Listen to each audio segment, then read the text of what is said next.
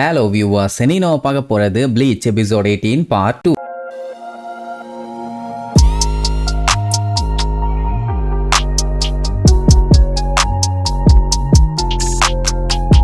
Open பண்ணா உரஹரா ஸ்டோரை காட்டுறாங்க. கடை பாத்தீங்கன்னா மூடி இருக்குது. ஆனா கடைக்கு உள்ள ஒரு அண்டர் கிரவுண்ட் டனல் ஒண்ணு போகுது. அதுல அப்படியே ஸ்வைன்னு போனா ஒரு 100 மீட்டருக்கு கீழே போகணும்னு நினைக்கிறேன். அதுக்கப்புறம் பாத்தீங்கன்னா ஒரு பெரிய ஸ்பேஸ். ஓ மை காட், இவ்வளவு பெரிய இடமா அப்படின்ட்டு கிசுகே கத்துவான். ஆனா அவனுக்கு தெரியும் நம்ம இச்சுக்கோ அப்படி ஆச்சரியப்பட போறாங்கிறத அவன் சொல்றானாமா. ஏன்னா கடைக்கு கீழே இவ்வளோ பெரிய இடம் இருக்குதுன்னா சும்மாவா? உடனே இச்சுக்கோ, நான் ஆல்ரெடி சர்ப்ரைஸ் ஆயிட்டேன், நீ சும்மா ஓவர் பில்டப் பண்ணிட்டு இருக்காத, அடுத்த வேலையை பரு, என்ன லெசன் எடுக்கணுமோ அதை எடுக்க ஸ்டார்ட் பண்ணு, நேக்கு போர் அடிக்குதும்பா. நீ ஆசைப்பட்ட மாதிரியே ஸ்டார்ட் பண்ணிடலான்ட்டு அவன் நெத்தியில ஸ்டிக்க வச்சு ஒரே அடி, டாப்புன்னு அவனோட சோல் வெளியில வந்துடும். ஏன்டா சொல்லிட்டு செய்ய மாட்டியாடா பண்ணாடப்ப இல்லைன்னு சொல்லிட்டு இருக்கும் போதே இச்சுகோவால சுத்தமா முடியல. ஐ மீன் மூச்சு விட முடியல. என்ன மேட்டர்னா நம்ம ரூக்கியாவோட அண்ணன் பண்ண அட்டாக்ல இச்சுகோவோட சோல் செயினும் பூஸ்டரும் டெஸ்ட்ராய் ஆயிருச்சு. ஸோ அதனால பழைய மாதிரி அவனால ஸ்பிரிச்சுவல் பவர்ஸ் எல்லாம் இப்போ யூஸ் பண்ண முடியாது. அவன் ஒரு நார்மல் ஆவரேஜான பர்சன் மாதிரி தான். இப்போ எந்த பவர் அவன் தொலைச்சானோ அதை மறுபடியும் ரீஸ்டோர் பண்ணணும். அதை எப்படி பண்ணும் என்னன்னு கேட்டா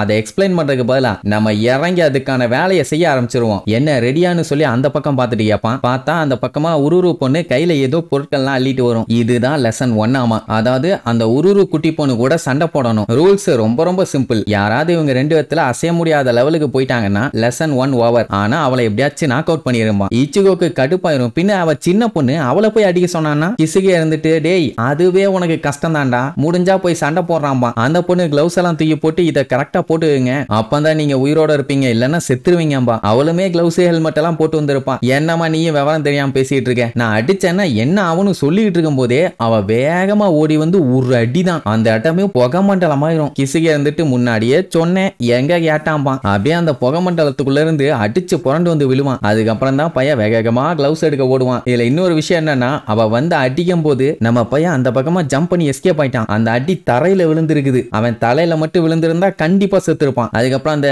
கிளவுஸ் அது இதுன்னு எங்க மாட்டணும்னு சொல்லி கேட்டு கேட்டு மாட்டிட்டு இருப்பானா. கிசுகவும் சொல்லிட்டு இருப்பான். மாட்டவே வந்து அட்டாக் பண்ணுவான். அடிச்சு புரண்டு ஓட ஆரம்பிச்சிருவான். அதுக்கப்புறம் அப்படியே பேசிக்கிட்டே எப்படியோ ஆர்மர் அது இதுன்னு எல்லாத்தையும் மாட்டிட்டான்னு வைங்களேன். ஆனாலுமே அவளை எதிர்த்து இவனால சண்டை போட முடியல. ஓடிக்கிட்டே தான் இருப்பான். என்ன ஒரு பஞ்சாயத்துனா இதே மாதிரி இவன் ஓடிக்கிட்டே இருந்தான்னு வைங்க, கடைசியில எப்படி போட்டு தள்ளிடுவா. என்ன பண்ணலான்னு யோசிக்கும் போதுதான் மேட்ரு புரியுது. இப்போ அவன் அவகிட்ட இருந்து தப்பிச்சு ஓடிட்டு இருக்கான்ல, இவனை அவளால புடிக்க முடியல அப்படின்னா அவளை விட இவன் ஸ்பீடா தானே ஓடிட்டு இருக்கான். அது மட்டும் இல்லாம அவளை விட ஸ்பீடா தானே இருக்கும். சோ ஈஸியா அவளை ஜெயிச்சலான்னு எதிர்த்து நின்று சண்டை போட ஆரம்பிச்சிருவான். சோ அப்படி இவன் பிளான் பண்ணி அட்டாக் பண்ண அவ பின்னாடி போக ஆரம்பிச்சிருவா. என்ன ரெண்டு பேரும் ஈக்குவல் ஹைட்டா இருந்தா பரவாயில்ல, அவ ஹைட் கட்ட பாத்தீங்களா, அதனால என்னதான் குத்துனாலும் அவளோட ஹெட் கியர்ல குத்துற மாதிரி தான் இருக்கும். ஆனா குத்த முடியல, எஸ்கேப் ஆயிட்டே இருக்கான். ஒரு டைம் என்ன ஆகும், லைட்டா அவ ஃபேஸ்ல பட்டு ஒரு சின்ன கீரல் தான் விழும். கொக்கா மக்கா அவ்வளவு நேரம் நார்மலா இருந்தவ அவன் பஞ்சு வச்ச அதே கையில ஏறி மூஞ்சலியே ஒரு மிதி திருச்சிருவான். இதுல இன்னொரு மேட்டர் என்னன்னா அவ அடிச்ச அடி ஃபுல்லா படல, அதை கிசுகே வந்து தடுத்திருக்கான். அதே நேரம் நம்ம பைய திருச்சி அங்க இருக்க பாறையில போய் இடிச்சிருக்க வேண்டியது டெசாய் வந்து காப்பாத்திடுவான். உடனே நம்ம பையலும் வா இன்னொரு டைம் ட்ரை பண்ணலாம்னு சொல்லிட்டு சண்டைக்கு எந்திரிச்சு போவான். ஆனா கிசுகே இருந்துட்டு இல்ல லெசன் 1 ஓவர், ஃபர்ஸ்ட் லெசனை கிளியர் பண்ணியாச்சும்பா. நம்ம பையலுக்கு ஒரே ஷாக்கு. இப்ப என்ன நீ தோத்துட்டேன்னு சொல்ல வரியா? நான் ஒன்னும் அக்செப்ட் பண்ணல, இன்னும் நான் சண்டை போடுறதுக்கு ரெடியா தான் இருக்கேன்மா. அதெல்லாம் ஒண்ணு வேண்டாம்பா. ஏன்னா இவன் என்னதான் இறங்கி சண்டை போட்டாலும் அவன் ஒரு நார்மல் சோல், அவனால கண்டிப்பா இவளை ஜெயிக்க முடியாது. ஏன்னா சோல் ரீப்பர்ஸ் கூடயே சண்டை போடுற லெவலுக்கு அவளுக்கு ஸ்கில் இருக்குது. அதனால நம்ம பையன் என்னதான் தலைகீழ நின்னாலும் அவளை ஜெயிக்க முடியாது. அப்ப கிசுகே இருந்துட்டு உன்னால ஒழுங்கா மூச்சு விட முடியுதாம்பா. பார்த்தா நம்ம பையலால நல்லாவே மூச்சு விட முடியுது. வேற ஒண்ணும் இல்ல, அவனோட ஸ்பிரிச்சுவல் எனர்ஜி மறுபடியும் கொஞ்சம் கொஞ்சமா வர ஆரம்பிச்சிருச்சு. சோ அதுதான் இவனுக்கு இப்ப வேணுமே தவிர வேற ஒண்ணும் இல்ல. அது மட்டும் இல்லாம அவ வச்ச ஒரு ஷாட்டை நம்ம பையன் தடுத்தான் பாத்தீங்களா. ஒவ்வொரு டைமும் அந்த குட்டி பொண்ணு இவனோட சோல் அட்டாக் பண்ணும்போது அவன் எஸ்கேப் ஆவான் பாருங்க. அப்போ அவனோட சோல் டேஞ்சர்ல இருக்குதுன்னு ஸ்பிரிச்சுவல் எனர்ஜி சீக்கிரமாவே அதிகமாகும். சோ அப்படி அதிகமானதுனால தான் அவ பண்ண அட்டாக்கே நம்மளால தடுக்க முடிஞ்சது. இல்லன்னா பையன் எப்போ செத்து இருப்பான். ஆடா பாவி சண்டாலா, என் உசுர வச்சு ஊஞ்சலாடி இருக்கியா, இதை ஏன் முன்னாடியே சொல்லன்னு கேட்டா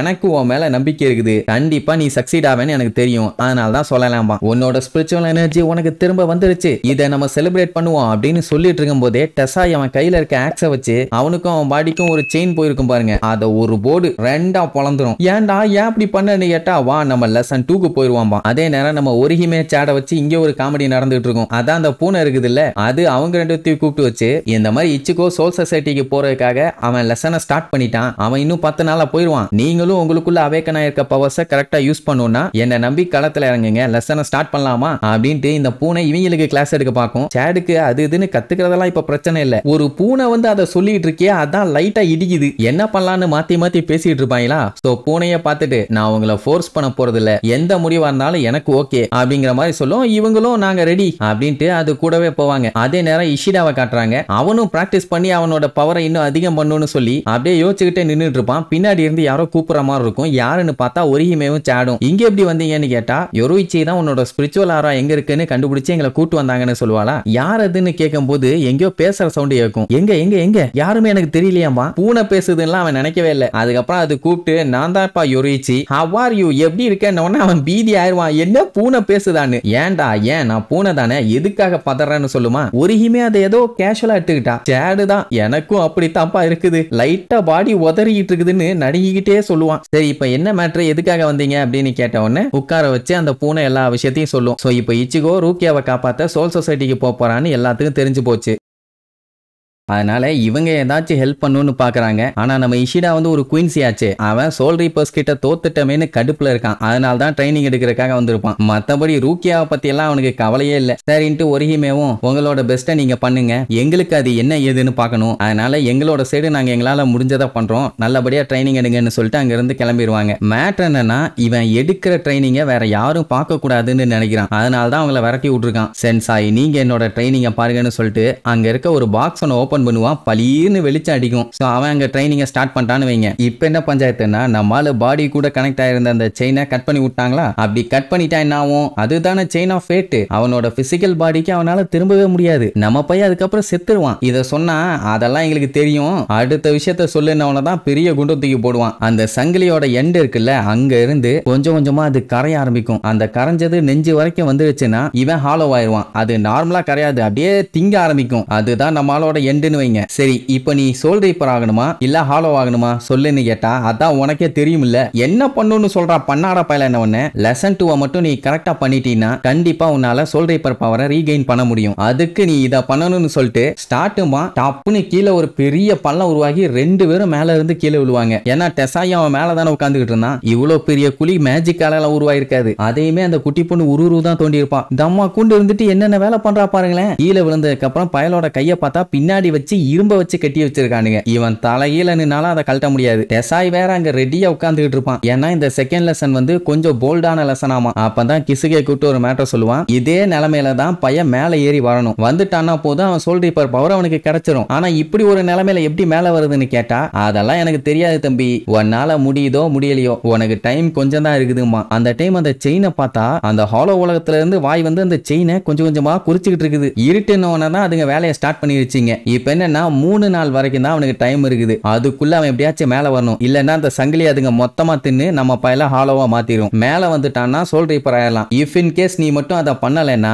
நாங்களே உன்னை கொல்ல வேண்டி இருக்கும்பா. அட சண்டால பயல, கடைசியில வச்சாம்பார் ஆப்புன்ட்டு பேன்னு முழிப்பான். இனி இதுக்கப்புறம் நம்ம இச்சிகோ மேல வந்தானா எப்படி மேல வந்துருவான், எப்படி வரப்போறான்னு அடுத்தடுத்த எபிசோட்ல பார்க்கலாம். டடா.